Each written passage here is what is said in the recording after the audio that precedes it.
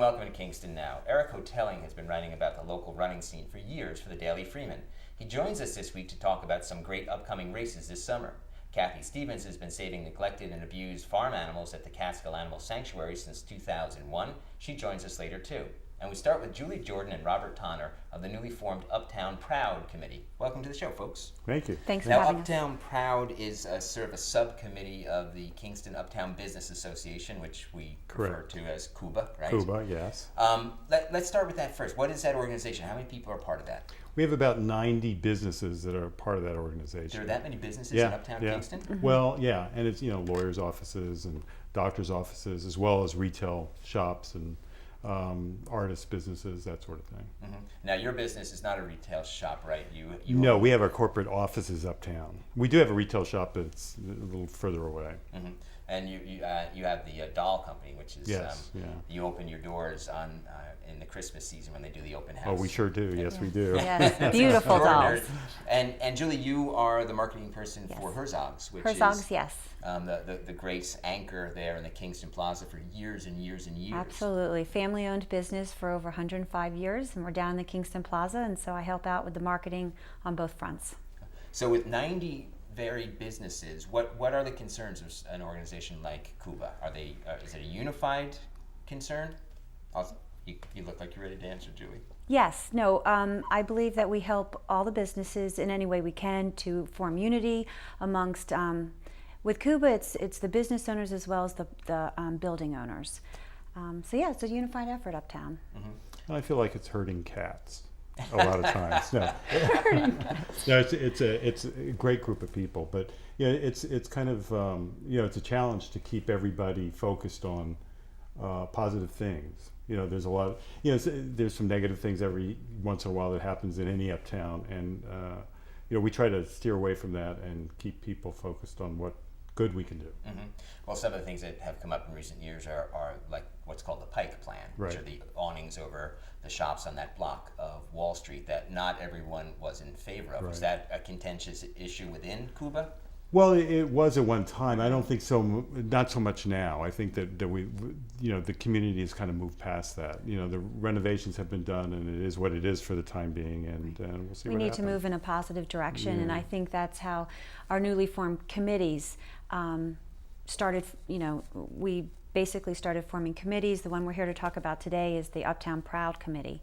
So. Yeah, it's all moving in a positive direction. So how did you guys end up on the committee? Were you not there the night they picked the members? That's usually how people end up on committees, huh? Something like that. Yeah. How'd you end up on? To be honest, I volunteered. I absolutely volunteered for it. She's one of those rare volunteers. Yes. I take a lot of pride in our community, and I like to give back to our community. And this was something I felt I could do a good job at. So I volunteered to be the chairwoman of the committee.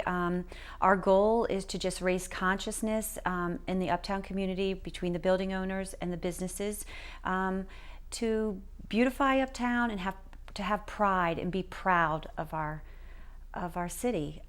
We have a lot of visitors that are coming. Tourism is going up, and we can only make that first impression one time. So that's what we started to do. First, we decided we needed to have a logo to present. So we had a local design company, CAS Design, Uptown, start designing a logo. And some of our efforts, the first thing that we began doing was the planters uptown. Spring was happening, the farmers market opened, and the planters, just didn't have that impact. So we had a group effort. It was really just kind of a grassroots effort. We had local businesses sponsor the planters, the flowers in the planters, and I had volunteers come out, and on a Sunday afternoon, we just went down the streets and started planting. It looks great. It makes a difference immediately. Just flowers makes a difference. It does. I think there's an emotional impact involved when you see something like that. It was just a very inexpensive way to make a big impact. What's the next step, Robert? Well, I mean, it's just to we want to get these logos in the windows, and just make the community and the retailers and the property owners just aware of what we're doing. And I think as we start to build awareness, I mean, there are people that take great care of of their properties, And we hope for the people who don't, maybe they'll look around and start to take a little bit more pride in what they do. But it's a great group up there, and I think that everybody's pretty much on board with this. We've had great encouragement. When we're out there digging into. Yeah, when I was planning, I was just out there planning. I had so many people stop me and say, "What are you doing? And why are you doing this? And can I help you?" And people said, I said, "Absolutely, you can help. This is, I'd love for you to help me." And they were just handing me money right there on the street to sponsor the flowers. So, people just want to pitch in. And I think that's a change that's happening. I think a lot uptown. of times you feel like, as a building owner or whatever, well, who owns those flower pots? Who owns that? Who takes care of that? I don't know. I don't do it. I have my business to run, whatever. But I think that, if we can get out there as a community and just show people that it's all of us. We own it all. Whether the city can afford to take care of it or not, it's something that we need to look at as property owners. And Uptown is often, Julie, as you noted, the tourism is increasing. Uptown is often the first image people get when they come to Kingston, as they come off the thruway and they end up in Uptown. I've had the mayor on the show a few times, and he's talked about sort of rearranging the traffic flow a little bit so that people don't end up skipping past. Is that something you guys are in favor of? Have you heard about that before? Oh yeah. Yeah, it's come up at our meetings. I personally am in favor of it. I'm not speaking for Kuba yet because we haven't really gone into that, but I think it would be great because you kind of skip past Wall Street, which is kind of the center of. If you're not paying attention, you end right. up on Broadway. I've seen several times where someone would try to make that right. Yeah. Where it's one-way street. So. Yeah, it's kind of like you kind of feel like you can take the right and you can't. So. Well, you're doing great work. It's a great start to Uptown Proud. So thanks for starting the process and thanks for being here today. You're Our welcome. pleasure. Yeah. Thanks for having us. Yeah. You're watching Kingston Now. Next is Kathy Stevens from the Catskill Animal Sanctuary and the story of her amazing efforts to save neglected and abused farm animals.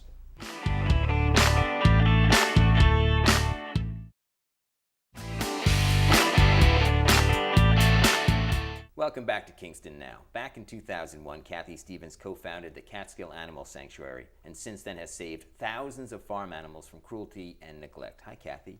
Hey, Jimmy. Thanks for having me on. No one ever has to say anything more about you ever than that you've saved thousands of animals from cruelty and neglect. I mean, that's it, right? That's the sentence? That's a good sentence. Yeah, that's a good sentence. How did you were a high school English teacher, right? I was. And how did you end up into animal sanctuary and farm animals particularly? I had grown up on a farm, so I had that kind of as a base, as a history, but then I was offered the principalship of a new charter high school that was opening, and had it been a social justice school or a school for the arts, I would have leapt at it. I mean, that's how I thought my career trajectory would go. But it was a school for media and technology, and all you have to do is look at me on the computer for 5 minutes and know that that is not my thing.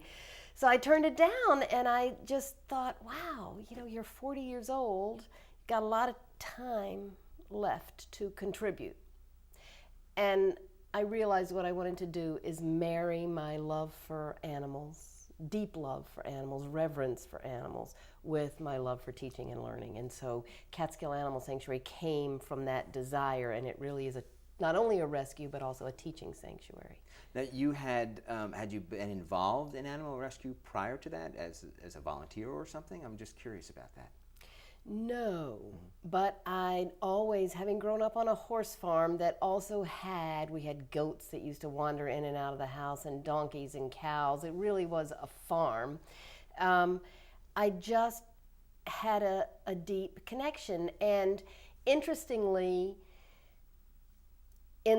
growing up in the South, racism was always something that pained me so deeply. And many, many years later, I see so many connections between our treatment of animals and our treatment of other human beings, and it just spoke to me on a really deep level. You just spoke about the reverence you have for animals. So there is a higher connection that not everyone has. Not everyone. Right. And is that tough for you sometimes to reconcile? Yes, it is. I don't see them as very different from us. In fact, we have a t-shirt that says, "In the ways that truly matter, we're all the same." And just as only you can truly know your child, right? You know things about, you can read the subtleties in your child the way that nobody else can. I can sort of, we at Catskill Animal Sanctuary read the subtleties of all these animals and know how individual 10 chickens are, every bit as much as 10 individual kids. So right, they all have names. They all have names, they all have distinct personalities. Yeah. So yes, it is hard but that's the challenge of being a teaching sanctuary. We want to welcome everybody. It's a joyful place. It's a fun place. It's a place where animals are free range, so they are in your face and climbing in your car when you walk. Goats climbing in your car when you pull up to visit sometimes. So we just try to meet people wherever they are. And the sanctuary is open to the public, right? You have times when people can come and see the animals. Open to the public Saturdays and Sundays. The first tour, it's a 90-minute tour. The first one starts at 11. I'm often there doing tours and making jokes about kissing pigs, which people are welcome to do if they're inclined. And it's a very positive experience no matter what your philosophy about the bigger issues is. It's a great place for kids and a good place to spend a weekend day. And it's an experience that has led you to sort of marry what you do now with your English teacher background. You wrote a couple books about it, right? I did. I actually have a third one. I just need an illustrator for it. It's a children's book, but I wrote the first book about the early years of the sanctuary called Where the Blind Horse Sings, and that book is actually still in print. And the new one, the paperback just came out, the new one, and it's a major rewrite with 10 new chapters. It's called Animal Camp, and the subtitle is Reflections on a Decade of Love, Hope, and Veganism. And it's filled with sort of larger-than-life stories of some of the real characters on the farm, but also a serious look at the bigger issues underlying farm animals and how we treat them and what it's doing to all of us. And there, years and years and years ago, there were really no regulations to how someone treated their animals, right, on the farm, and that has changed a bit. It's changed a bit, although, that's a big topic that we don't have time for in this segment, but animals are still treated. I always say, when you look at food animals, we subject them to a level of suffering that you wouldn't wish upon the vilest human being you could conjure up. And then with animals and that's our challenge, right? How you help people get to that. With the rescued animals, right, with that part of the mission, there is an epidemic in this country of animal hoarding. People don't see it. We don't know how to address it. The laws aren't designed to address it, and yet I could drive 10 animal hoarders within half an hour of here. So it's just a horrific problem that we need to look at through a new lens. It's an amazing idea that people think they love the animals so much they want to keep them, but in doing so they're not taking care of them. Oh, it's just a nightmare. Yeah. Often lots of dead animals at hoarders and many, many, many suffering animals. Yeah. You always have animals who are characters. I mean, in your book, you write, is there a particular character, a particular animal that is really just an outstanding character right now at the sanctuary? Oh, yes. There is a little goat named Stencil who's called Stencil because he has an outline. He's a brown goat with a white patch that is shaped exactly like the United States. Maine, Florida, Texas, Oregon, the Great Lakes up here. And Stencil is we call him Flash Dance because he jumps up. He uses people's backs as a ladder, climbs up, and then he does this thing. And he's just an in-your-face, hilarious goat who's in timeout many, many times a day. Well, they couldn't have a better friend than you, Kathy. Thanks for coming. Thanks, Jimmy. Thanks for having me. This is Kingston Now. Eric Houghtaling has his finger on the pulse of the local running scene, and he writes about that for the Daily Freeman. He'll tell us about it next.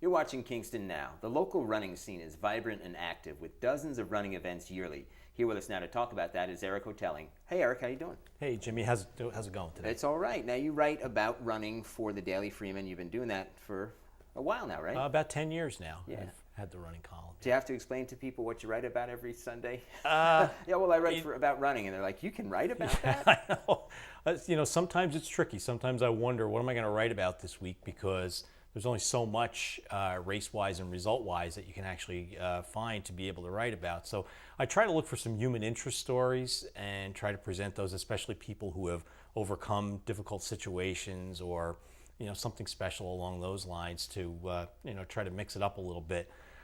Also, every now and then I try to look for ways to help people who are out there running that aren't necessarily running races every week. It seems that the bulk of the time that's what I'm writing about, is either a preview of a race that's coming up or results of a race that just happened. And I don't want to forget about the people who don't ever toe the starting line. Sure. That are people that are just out there, they're running for their health, or they're running just because they want to keep their fitness level up. So sometimes it's a trick to kind of include them, because especially this time of year we get inundated with races. And people want to see that. They want to see their name in print, for either being in the race or a race coming up. So you got to try to accommodate everybody. It gets tricky sometimes, but the good thing about your stories too is that, like the book Into Thin Air, which was about climbing Mount Everest, right. It sold 4 million copies. Now, 4 million people aren't going to climb Mount Everest, nor do they have the desire to. But in your writing, you're able to translate what writing is like to people who don't necessarily run. Sure, yeah, absolutely. Talent. That's always a trick.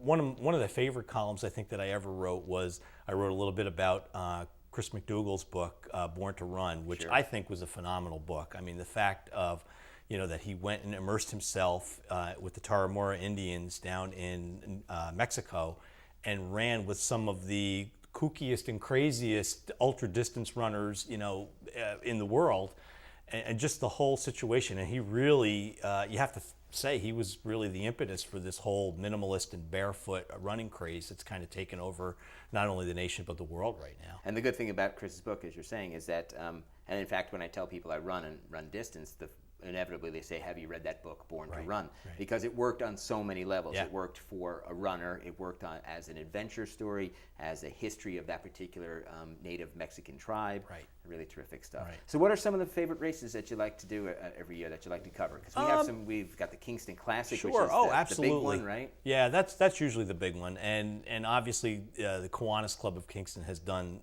an unbelievably great job in resurrecting that race, and the numbers being up this year were just unbelievable.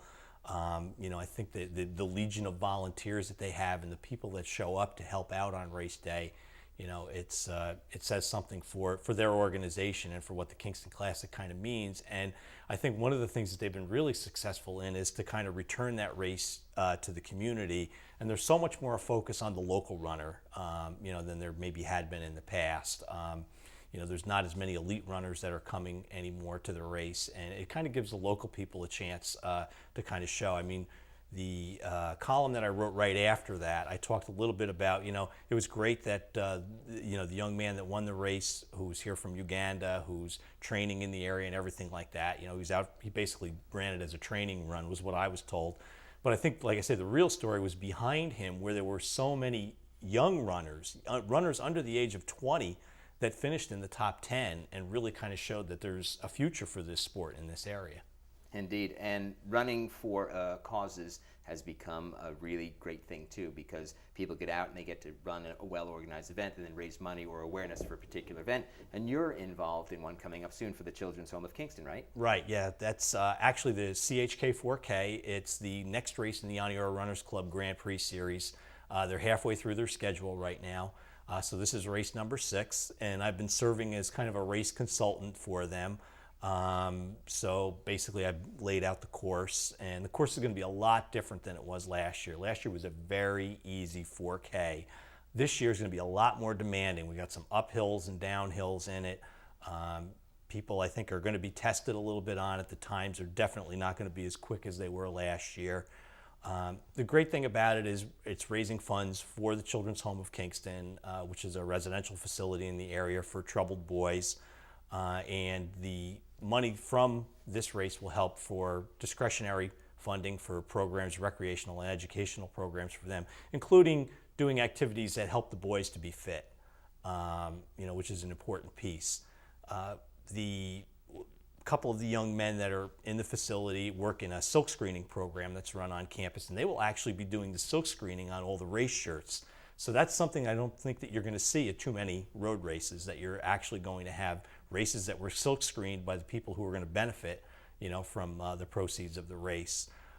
One of the things that was changed recently is there's going to be a $5 discount to any youth runners that show up. So instead of paying the $20 entry fee, if you're under 18 and you're a high school runner or even just a youth runner and want to come out and do it, it's only going to cost $15 if you pre-register for that.